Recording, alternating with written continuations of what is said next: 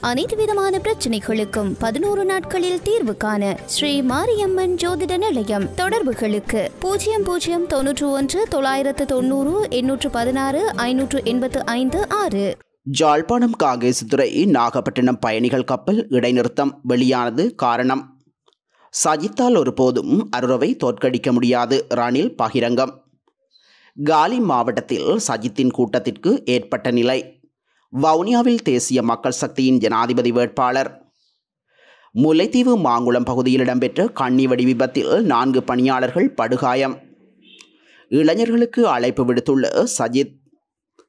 இலங்கையில் மிருகத்தனமான சமூகத்தை உருவாக்கியுள்ள நிறைவேற்று அதிகாரம் விஜயதாச ராஜபக்ச குற்றச்சாட்டு.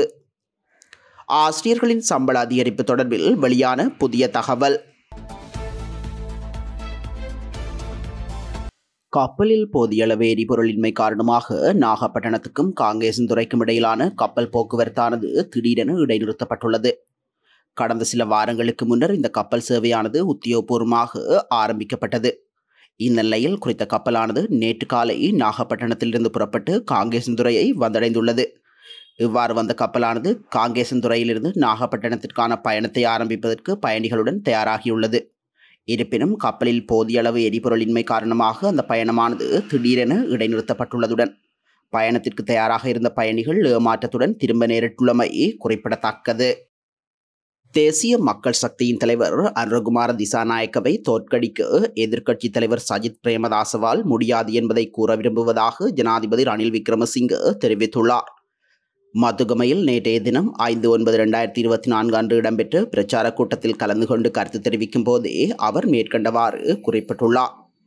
இது தொடர்பாக அவர் மேலும் கூறுகையில், எமது நாட்டின் வரலாற்றில் எதிர்க்கட்சி தலைவராக இருந்த இவரும் 3ஆவதாக எந்த தலைவரையும் வளர்த்து விடாமல் ஆளும் அரசாங்கத்துடன் போட்டியிட்டனர். ஆனால் சஜித் என்று எதிர்க்கட்சி தலைவராக என்ன செய்துள்ளார்? அவர் அனுரகுமார திசாநாயக்க வளர்வதற்கு இடமளித்துள்ளார். எனவே சஜித் பிரேமதாசவிற்கு வாக்களிப்பது அனுரவிற்கு ஆக்சிஜன் அளிப்பதை போன்றதாகும். சஜித்தால் ஒருபோதும் அனுரவை தோற்கடிக்க முடியாது. அத்துடன் அவர் ஒருபோதும் ஐக்கிய தேசிய கட்சியை பிரதிநிதித்துவப்படுத்தவும் இல்லை. ஜே.ஆர். ஜெயவர்தன மற்றும் ரணசிங்க பிரேமதாசவிற்கு பின்னர் ஐக்கிய தேசிய கட்சியை பிரதிநிதித்துவப்படுத்தியது நான் தான் என தெரிவித்துள்ளார். காலி மாவட்டத்தில் இடம்பெற்ற ஜனாதிபதி வேட்பாளர் சஜித் பிரேமதாசவின் பிரச்சார கூட்டத்திற்கு எதிர்பார்த்த அளவு மக்கள் வருகை தராமை அதிருப்தியை ஏற்படுத்தியுள்ளது. குறித்த கூட்டம் பெரும் ஏற்பாட்டில் நேற்று முன்தினம் பகல் நடாத்தப்பட்டுள்ளது.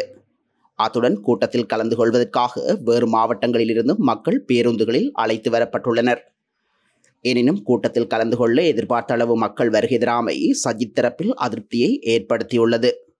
இலங்கையின் 9வது ஜனாதிபதியை தேர்ந்தெடுக்கும் தேர்தல் எதிர்வரும் 29ஆம் தேதி இடம்பெறவுள்ளமை குறிப்பிடத்தக்கது. தேசிய மக்கள் சக்தியின் ஜனாதிபதி வேட்பாளர் அனுரகுமார திசாநாயக்க வவுனியாவில் நடாத்திய பிரச்சார கூட்டத்தில் மைதானம் நிறைந்த மக்கள் கூட்டம் காணப்பட்டது.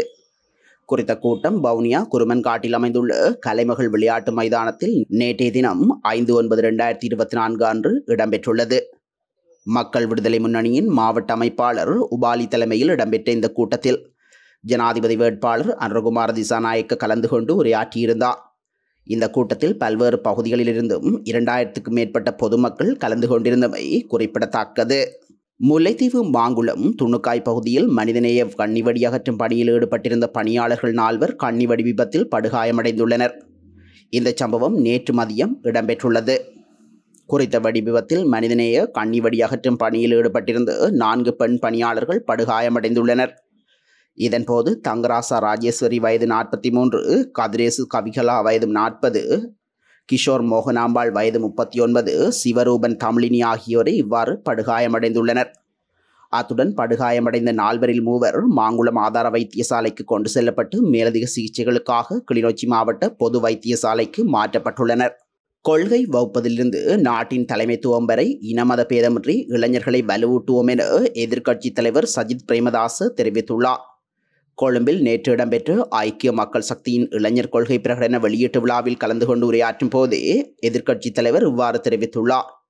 இது தொடர்பில் மேலும் தெரிவித்த அவர், இன மத குல வகுப்பு கட்சி பேதமின்றி இளைஞர்களுக்காக யாருக்கும் அடிமைப்படாது அடிபணியாது சுதந்திரமான சமூக வாழ்க்கைக்குள்ளும் ஜனநாயக வாழ்க்கைக்குள்ளும் நுழைவதற்கு தன்னம்பிக்கையோடும் சுயமாகவும் எழுந்து நின்று கௌரவமான வாழ்க்கையை வாழ்வதற்கு வழியமைத்து கொடுப்போம். நாட்டின் கொள்கை திட்ட தயாரிப்பின் போது முன்னோடிகளாக இளைஞர்களை நியமித்து தற்காலத்திலும் எதிர்காலத்திலும் பொறுப்புகளை ஏற்கக்கூடிய தலைவர்களாக மாறுவதற்கான சூழ்நிலைக்குள் அவர்களை பிரவேசிக்கச் செய்வோம். நாம் 1 மில்லியன் தொழில் முனைவோர்களை உருவாக்குவோம். ஒவ்வொரு இளைஞரிடமும் காணப்படுகின்ற ஆளுமை, திறமை, பண்பு, முயற்சி என்பவற்றினூடாக தொழில் முனைவராக சமூகத்தில் செயல்பட முடியுமென்றால் அவர்களால் ஏற்றுக்கொள்ளத்தக்க செலவுக்கேற்ப மூலதனத்தையும் வழங்குவோம்.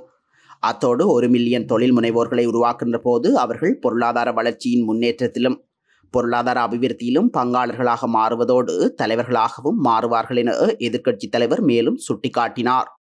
இலங்கையில் நிலவும் அரசியல் ஸ்திரமின்மை மக்களின் வாழ்க்கையை கடினமான இடத்திற்கு தள்ளியுள்ளது என ஜனாதிபதி சட்டத்தரணி கலாநிதி விஜயதாச ராஜபக்ச நேற்று கொழும்பில் தெரிவித்துள்ளார். அரசியல் பொறிமுறையினாலும் ஊழல் அரசியலினாலும் நாடு பாதாளத்திற்கு இழுத்துச் செல்லப்பட்டுள்ளதாகவும் இதனால்தான் இந்த நாடு ஆழமான நெருக்கடிகளை எதிர்நோக்கி வருவதாகவும் அவர் தெரிவித்துள்ளார்.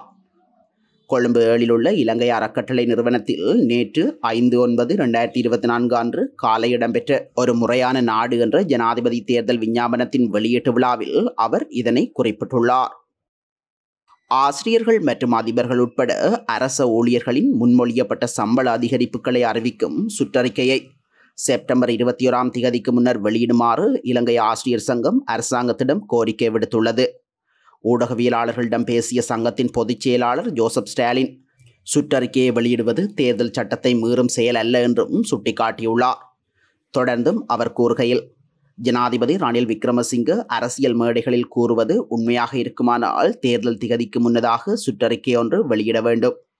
எவ்வாறாயினும் ஓய்வூதியர்களின் கொடுப்பனவுகளை அதிகரிப்பதற்கான சுற்றறிக்கை வெளியிடப்பட்டுள்ளது. ஒவ்வொரு ஜனாதிபதி வேட்பாளரும் அரச ஊழியர்களின் சம்பள அதிகரிப்பை இலக்காக கொண்டு அறிக்கைகளை வெளியிடுகின்றனர். சம்பள முரண்பாடுகள் தொடர்பான அறிக்கைகளை வெளியிடும் போது ஜனாதிபதி ரணில் விக்ரமசிங்க கணிசமான இடத்தை பெற்றுள்ளார். இந்நிலையில் சம்பள முரண்பாடுகளை நீக்க கோரி ஆசிரியர்கள் மற்றும் அதிபர்கள் கடந்த அக்டோபர் 24 ஆர்ப்பாட்டத்தில் ஈடுபட்டனர். அப்போது அரசாங்கம் தீர்வுகளை வழங்கவில்லை.